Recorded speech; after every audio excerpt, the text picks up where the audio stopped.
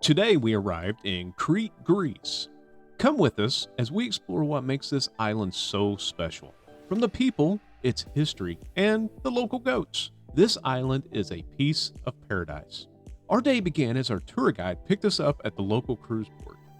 We headed up some narrow roadways toward the top of a mountain to see some of the most famous sites on the island and experience the culture of the locals. Here's a little history on Crete.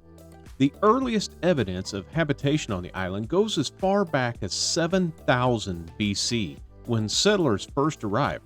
But the most recognizable culture here is from the Minoan civilization. Ancient Greek is where the Minoan civilization first started, sometime around 2600 to 1150 BC. And these ancient walls date back to that time period, so the island is full of history and culture. Speaking of history and culture, did you know that Crete was the birthplace of Zeus? You know, the Greek god from Greek mythology. So to help you better understand this, I'm going to give you thousands of years of Greek mythology in just about a few seconds. So according to mythology, the first gods at the beginning of the world were Uranus, the sky, and Gaia, the earth. Uranus and Gaia had children, and Uranus heard a prophecy about losing his power to his descendants. So he cast his children to the depths of the earth. Gaia, who was not keen on her husband's behavior, hid her son Kronos and later helped him to overthrow his father. So after overthrowing his father, Kronos married his sister Rhea and they began having children of their own. But Kronos didn't want to share his father's fate and thought he was cursed, so he swallowed his children so they could not overthrow him and take his place. I'm higher in the food chain. Get in my belly! Kronos and Rhea had children before Zeus, who all ended up in their father's stomach. So when Rhea became pregnant with Zeus, she did not want him to share the same fate. So she went and hid in a cave in the mountains of Crete so her child-eating husband wouldn't find out. But eventually, Kronos found out, and in order to deceive him, Rhea gave him a stone wrapped in the baby's clothes. He immediately swallowed it up and then relaxed, knowing that his throne was once again safe. And as Zeus hid in the cave, he grew up, and when he became of age, he overthrew Kronos and took the position as king of the gods. So there you go, a brief history of Greek mythology. We got a chance to visit the cave where Rhea hid out and Zeus was born. If you come to visit, it is extremely steep and very slippery. We had one guy that fell in front of us, but luckily he was at the bottom and didn't tumble down the stairs. If you have trouble with stairs, this probably isn't the excursion for you. Even the path leading up to it was very difficult at times. It took us a good 15 to 20 minutes just to get from the bottom and hike up the mountain to the opening of the cave. How people found this location in ancient times, I will never know. But our tour guide said that there was a path that was traveled for over thousands of years where people would come to get to Zeus's birthplace just to worship there. Another stop on our trip was this quiet little town that I really don't remember how to pronounce the name of. The people there were very friendly and welcoming. We stopped in at this little shop for some Rocky, as they call it, which is basically the equivalent of the American moonshine, but they make it out of fermented grapes. It was really good, believe it or not. We also got to sample some of the local honey, olive oil, and balsamic. The local honey and olive oil, there's just no comparison. It was very good, and we had to buy some to bring back with us. So once we left the shop, our guide gave us some vague directions on where to meet him near a cemetery. This was to give us a chance to explore the town and see some of the architecture and culture.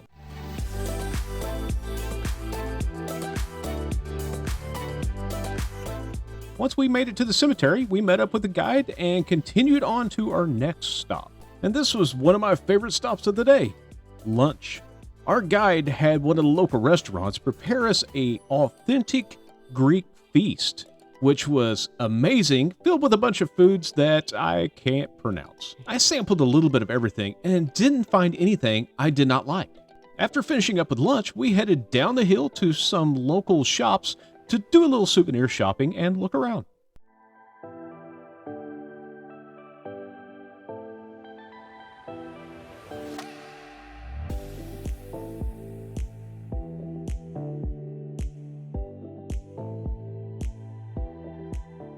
After collecting enough souvenirs and now having concerned about exceeding our airline luggage weight limit, we headed back to meet up with the driver. Our guide told us that we were headed down to meet some local goat farmers higher up in the mountains.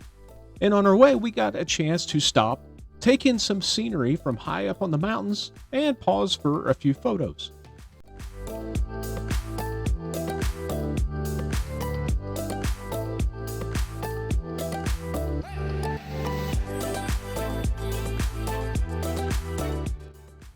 Once we made it up the narrow roadway to the goat farm, it was a really neat experience and one that my children really enjoyed.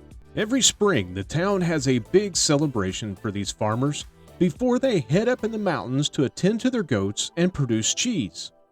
This is how they make a living for their family. These goats are all free range and live in this area. The farmers also gave us a brief tutorial about how they make the cheese there and also gave us several free samples to try. They even had some to purchase if you wanted to do so. The lifestyle here is so simple, and the house was just made out of rock. The farmers live up here by themselves, well, I guess with their goats, until the winter months when they go back down the hill to their families. After prying my family away from the baby goats, it was time to load up and head back down the mountain. On our way back down the mountain, we stopped at one more little village along the way. One of the interesting things we saw in this village was an ancient water fountain and its architecture that is still in use today. Another interesting thing about this village, and what it's most known for, is its plane tree that is estimated to be somewhere between 2,000 and 2,400 years old. If you would like a quiet, relaxing time underneath the tree, well, there's a restaurant here as well that you can enjoy some tea, coffee, or a snack. If you want to do some more shopping before you head out, there's also several local shops that you can visit. We had a wonderful time visiting the island of Crete. I know our adventure would not have been nearly as fun and exciting if it wasn't for our tour company and their wonderful tour guides. And that's why we highly recommend using Safari Club for any of your excursions when traveling to Crete. This company has it figured out and knows how to give you the adventure that you're looking for and get the most out of your time on Crete. Our tour guide was Marianos, and he made every minute of this adventure fun and exciting.